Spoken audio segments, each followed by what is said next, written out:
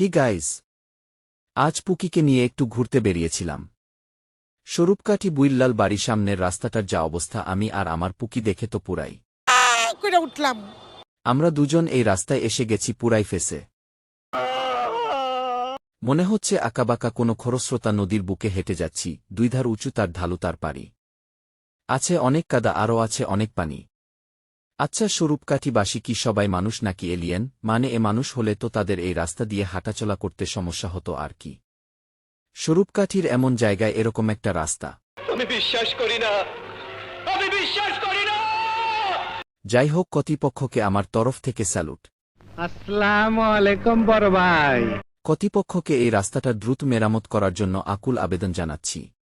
যান চলো, ঘোরার জন্যে এর চেয়ে জঙ্গলই হবে মঙ্গল। ওকে, দেখছেন পুকিটা বলে কি? ও গাইজ, দেখা হবে পরের ভিডিওতে। Ta-ta, bye bye, good bye, Gaya.